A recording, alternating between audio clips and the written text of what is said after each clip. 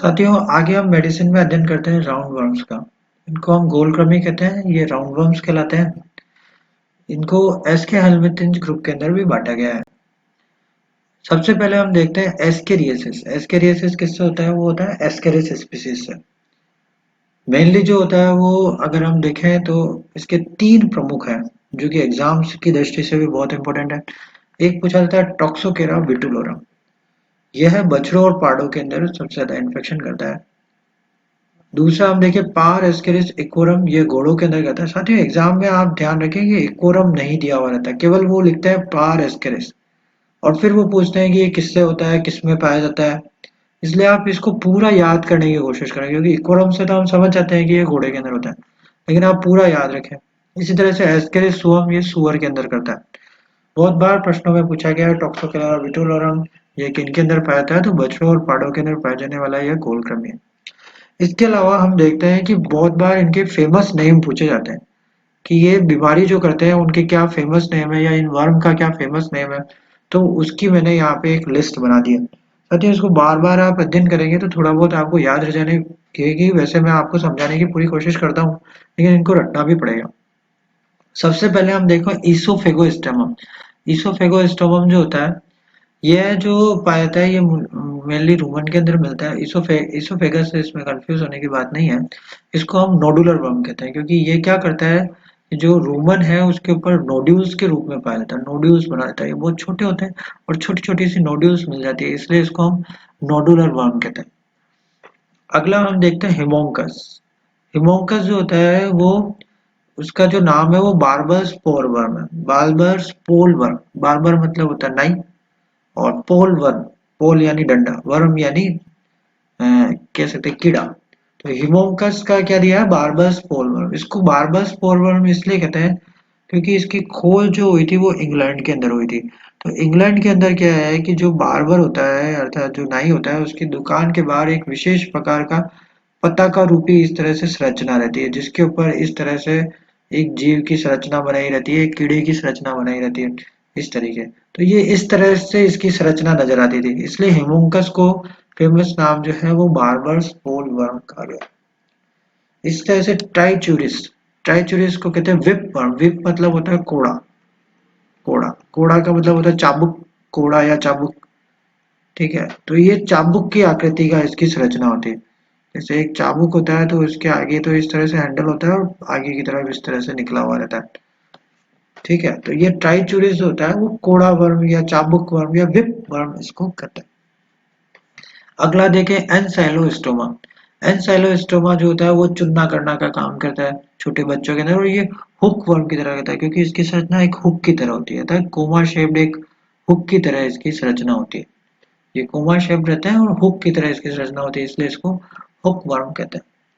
अगला है डायरोफाइलेरिया। डायरोफाइलेरिया इवेंटस हर्टवर्म कहलाता है, और स्पेशल है ये डॉग के अंदर पाया जाने वाला हर्टवर्म है, ये डायरोफाइलेरिया इवेंटस कहलाता है।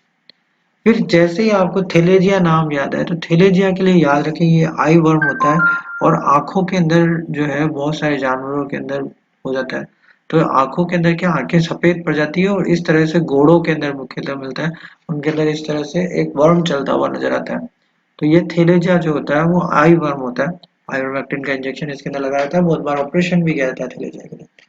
अगला हम देखिए डायोक्टोफाइमा, और पूरा है डायोक्टोफाइमा रिनेल। रिनेल बहुत बार दिया हुआ नहीं रहता, क्योंकि रिनेल से तो हम समझ जाते हैं कि ये किडनी वर्म है। एग्जाम में आता है डायोक्टोफाइमा का फेमस नेम है, तो यह किडनी वर्म कहलाता है, क्योंकि ये वृक्क के अंदर पाया जाता है। अगला देखिए डिक्टियोकोलस। डिक्टियोकोलस जो होता है वो वर्मिनस निमोनिया करता है, एक निमोनिया का विशेष प्रकार है वर्मिनस निमोनिया, इसलिए इसे लंग वर्मी कहते हैं, क्योंकि ये फेफड़ों में नुकसान पहुंचाता है। विशेष प्रकार से ये फेफड़ों के अंदर पाया जाता है। फेफड़ों के अंदर हमने देखा है कि जो पाया जाता है वो है लंग वर्म। साथियों, आगे हम देखते हैं फ्लूक्स का अध्ययन करते हैं। फ्लूक जो होते हैं वो ट्रिमेटोड्स होते हैं, और फ्लूक जो होते हैं उनके अंदर हम देखें तो सबसे पहले लिवर फ्लूक। लिवर फ्लूक्स जो होते हैं उनके अंदर अगर जो इसका कारक है वो है फेशियोला हिपेटिका। हिपेटिका वर्ड से ही हम समझ जाते हैं कि ये लीवर में होता है, क्योंकि हिपेटोसाइट्स लीवर की कोशिकाओं को कहते हैं। और इसके वाहक कौन होते हैं? तो घोंघा इसका वाहक होता है, जिसे हम एप्पल स्नेल भी कहते हैं। एक घोंघा जो होता है वो एप्पल की तरह जो नजर आते हैं, एप्पल स्नेल की तरह नजर आते हैं, उसमें इस तरह से पाया जाता है। एप्पल स्नेल की तरह कहलाते हैं, इस तरह से उनका जीव बाहर निकला होता है, एप्पल स्नेल।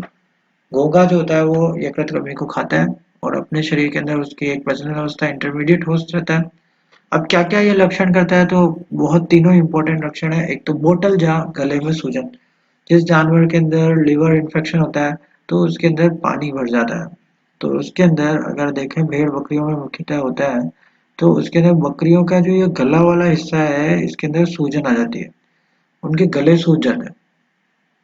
लीवर में सिरोसिस मिलता है और सबसे इम्पोर्टेंट है कि जो उनकी फीसेस निकलती है वो ब्लैक कलर की निकलती है, काली कलर की जो है उनकी फीसेस निकलती है, काली दस्त लगती है। तो ये तीनों इसके प्रमुख इम्पोर्टेंट लक्षण है।